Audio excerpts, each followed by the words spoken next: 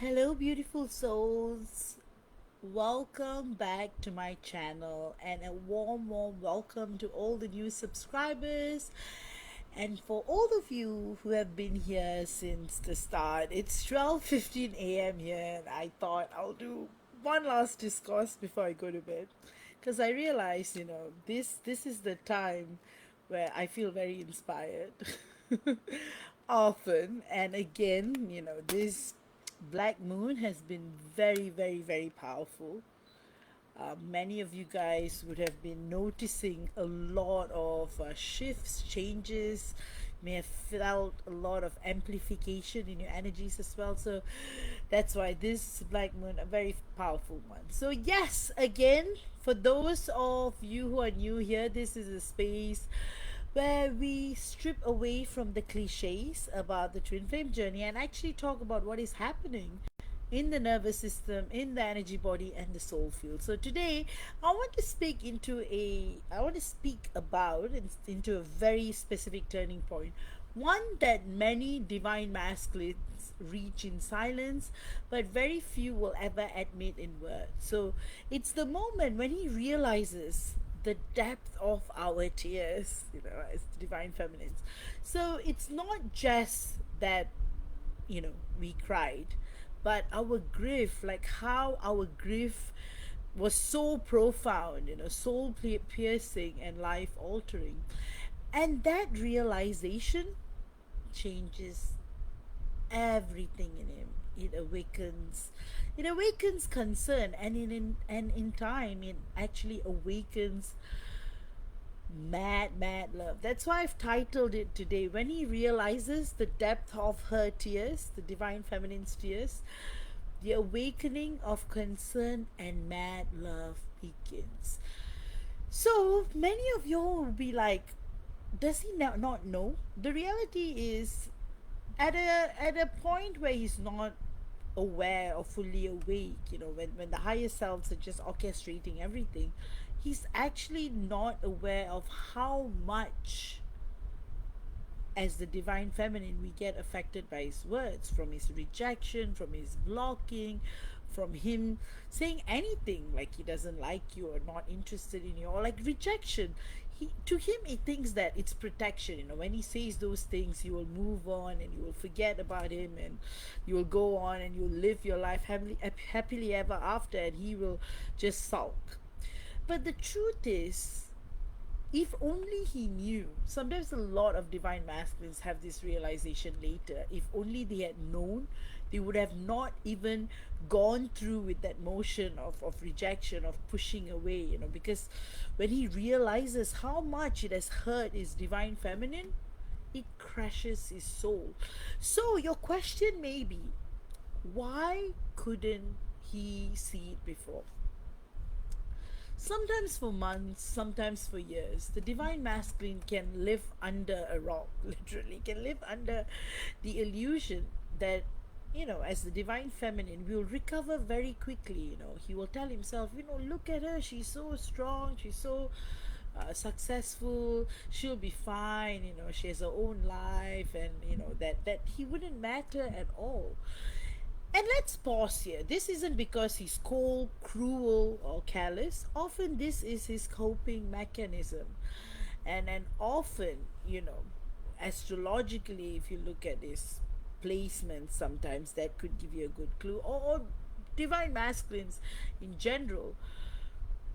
One thing is, they will convince themselves that their actions were logical, and he would rationalize it, that you will move on, like the divine feminine, she will definitely move on, and he builds the walls in his own psyche, because facing the possibility that you would be devastated, that his divine, his beloved divine feminine will be devastated, it just feels too unbearable. So here's the truth. It's not that he thought that you didn't matter. It's that you mattered too much, and that is the problem. You matter too much for him to think that he will be able to take care of you or care about you, and that level of significance is what he's running from. So think about it. If someone doesn't matter, you don't need to run away from them, or you didn't need to reject them or hurt them or even block them.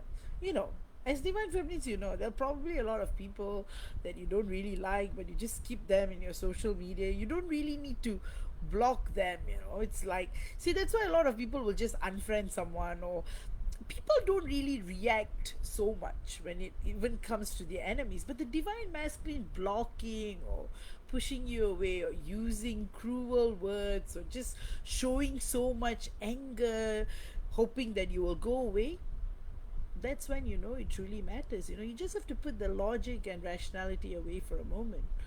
You don't need to erect walls, silence, or avoidance, you know. You just walk away without thought. That's the thing, you see. The divine masculine doesn't need to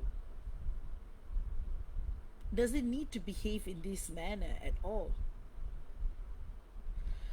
That's why his old behavior is like totally confusing, you know, because he creates these walls, he creates, you know. So basically what we are saying as the divine feminine. It's like telling our DM, hey, you do not need to erect walls, silence, or avoidance. You just walk away without thought. But when you run with urgency, it's because the impact is huge, and the divine masculine convinces himself otherwise. Because to sit with the truth of how much you love him would collapse the fragile structures he built to survive. Let's look at the shock of awakening. Then one day, one final day, you know, he sits down and he thinks, I ran away with her. I ran away from her, not with her. If he ran away with us, that would be the best thing, right? But instead,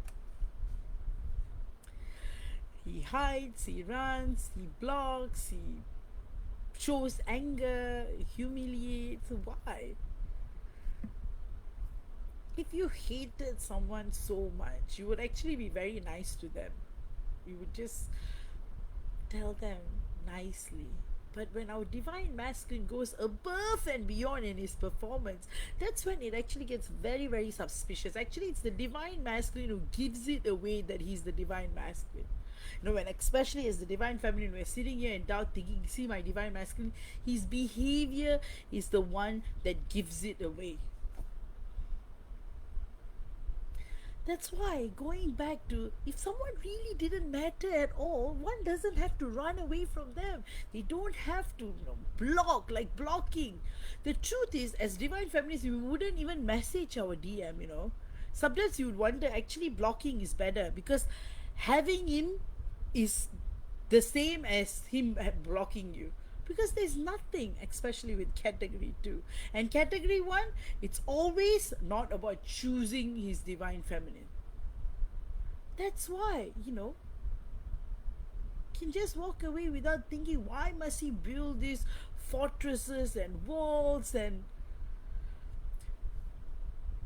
because the impact is huge, that urgency is huge. And that's why one day when the wall cracks, maybe he has a sleepless night. Maybe he dreams and sees you crying. Often I've noticed, you know, constantly many divine masculines have told me, my divine masculine clients have told me, they often see their divine feminine like crying. You know, sometimes it's the inner child. It could be a child version of them, or just in tears. You know, like really in a very sad state.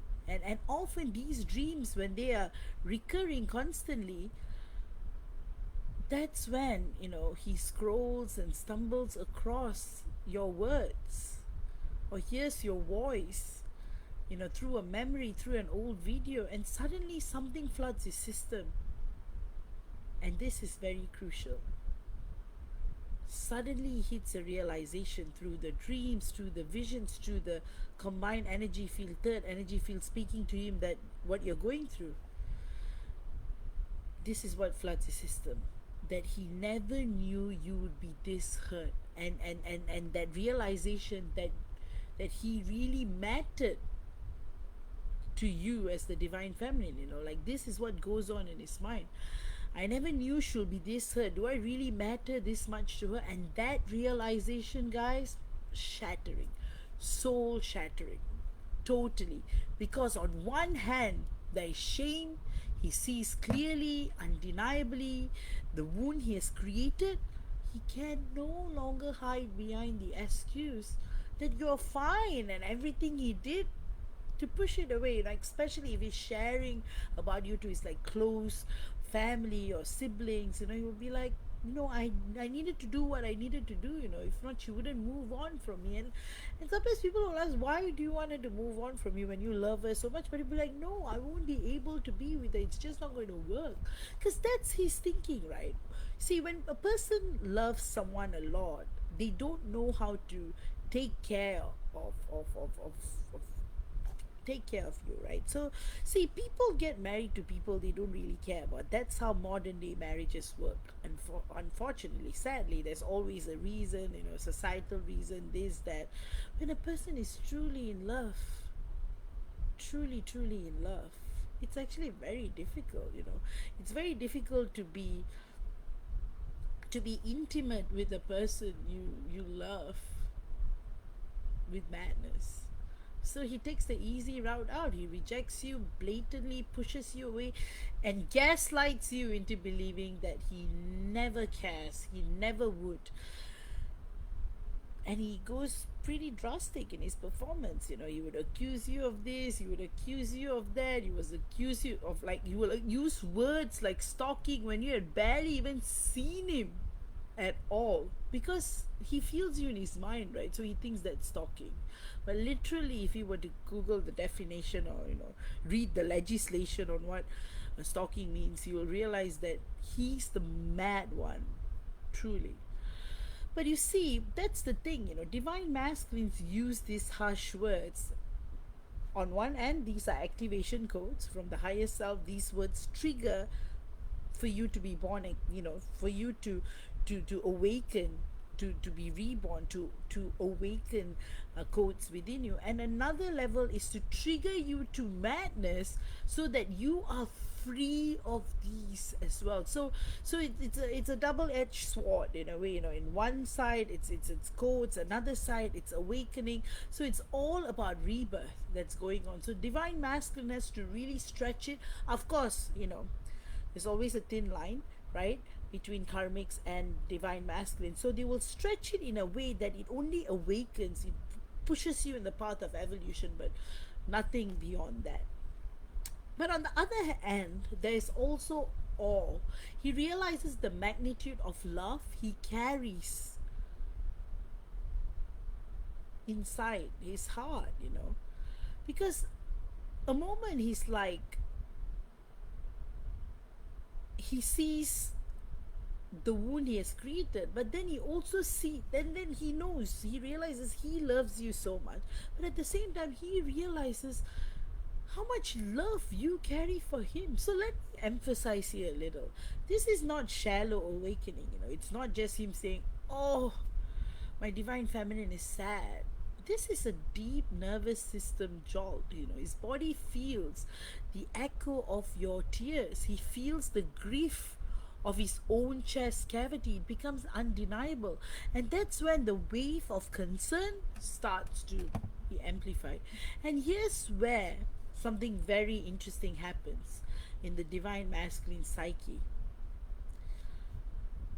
He awakens underneath the denial, underneath avoidance. His soul is wired to protect you. And when he realizes he's the one who made you cry, that protective instinct flips. It's as if his entire nervous system rebels against itself. It's like he cannot bear to be both your wound and your home at the same time. So what is happening? Concern rises, concern that is not logical, concern that is not pity, concern that directly comes from unconditional love. It's the instinct that says, if she's hurting, I cannot rest until she's whole. If she's crying, my own soul is crying too. This is the seed of reverence, because in the moment his love stops being about possession or about avoidance or about fear or all the drama. It becomes about your well-being. And this is when the mad love starts to rise, and then comes the paradox, that many of us divine feminines don't expect. The same man who once said, like, oh, he's not interested, begins to burn with desire, because the passion in him gets ignited, and it awakens not through control but through vulnerability. When he sees your tears in the dreams, and then he starts seeing your feels more and more, he doesn't recoil, he doesn't see weakness, he feels the depth of connection, he feels the reality of the bond, and suddenly he wants to merge, to hold, to cover every scar with reverence. And this is what I call mad love. Not calm, logical affection, not the steady partnership of convenience, but the overwhelming love of the soul. The love that says, I want to kiss. I want to kiss every place I've wounded. I want to prove with my heart, body, and soul that I can restore what I broke. This is primal, but not in the sense of lust. Remember, it doesn't work that way with monadic twin flames. This is primal in the sense of devotion. A devotion that rises when shame and awe mix into a burning desire to heal through intimacy. And this means so much, for the divine feminine. Because as the divine feminine, remember, this stage is not about sitting back and saying, good, now he's going to apologize and fix everything. That expectation will set you up for disappointment. Because the breakthrough is not control, it's not perfection. The real breakthrough is concern. The shift from avoidance to responsibility, from denial to awareness, from running away to leaning with trembling hands, saying, if she hurts, if you hurt, as the divine feminine, if she hurts, he will also hurt. If she weeps, he cannot look away. This is the sign you're watching for, because when he realizes the depth of your tears, love stops being a theory. It stops being about excuses. It becomes embodiment, raw, tangible. And this is often the first true step towards reverence in union. And that's why the tears matter so much in the twin flame field. Let's step back for a moment and get metaphysical. Why do your tears matter so much? Because in a monadic twin flame dynamic, emotions don't just live in one body, they reverberate across the field. So when the divine feminine cries, truly cries from a core, that frequency cannot be hidden. It moves through the third energy, through the shared auric bond, and eventually lands in him. Sometimes it takes days, weeks, months, even years, but the imprint of those tears does not disappear. That's why sometimes, when something like that happens, even you go into a shock state that you might not even have tears. It might take months before you start crying about that incident, but he would feel it. This is why you may notice tenderness from him, especially in the 5D, sudden protectiveness. Even after a long silence, the field has delivered the message. You caused pain to the one who loves you most, and because his love is wired for union, he cannot ignore the forever. So let's also explore the psychology for a moment. Many men, especially in a twin flame journey, compartmentalize emotions. They assume others are as resilient as they are trained to be. So when we break down as the divine feminine, he might unconsciously minimize it, like thinking she'll bounce back, she's independent, she'll be fine. But then later he's confronted with the reality of your grief. It destabilizes his entire mental construct. He realizes his assumptions were false. So this is the psychological collapse moment, and collapse moments are so powerful because they create openings, openings for empathy, openings for devotion, and openings for mad love. So here's what you will notice when he reaches this point. his tone softens, even if he doesn't admit fault directly. You will feel the softness in him. His presence becomes more tender.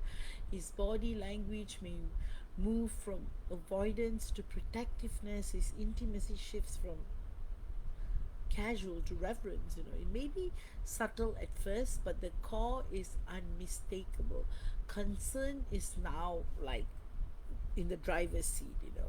And then what do we do? What is our role? That's a huge question, right?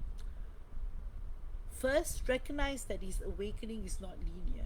He may oscillate between shame and desire, between guilt and devotion. Second, hold boundaries. Concern should not become codependency. You do not need to sacrifice yourself to prove your worth. Third, honor your own tears. They were never weakness. They were the signal that moved through the field to awaken his soul. Your grief was never wasted. Your tears were the sacred water that broke his illusion. So, beloved ones, if you're feeling sudden waves of tenderness, sudden protectiveness, or sudden intimacy in the field, even after long seasons of rejection, know that you might be touching this very stage. The stage where he's no longer blind to the depth of your tears, the stage where shame turns into awe, avoidance turns into concern, and concern ignites into mad, mad, mad love. And this is not the end of the journey, but it's a crucial threshold, the first threshold where his soul begins to awaken to reverence. And the reverence is the soul, and the reverence is the foundation where true union can finally grow. So, guys, I know, this is a lot to take in, but, tell me in the comments, have you been feeling this lately? Have you been feeling him more? Do you feel this shift within him? So, do comment. And if you guys want to work one-on-one with me, you can book a session via my website. The details are in the description. I've introduced some really wonderful healings. Do check them out as well. They're all being hit, and soul realignment is a must. I really, really recommend it as well. It gives you a complete reset to your original soul blueprint level. All right, with that, I will talk to you all again, and happy Black Moon. And I'll come back again with another video. Take care, love you all, and blessings to you all always. And remember, God is within us. Have a direct connection with God always. And remember, if you always seek guidance from within, external inspires. So I'm here to only inspire you to find your own truth. With that, see you all again. Bye bye.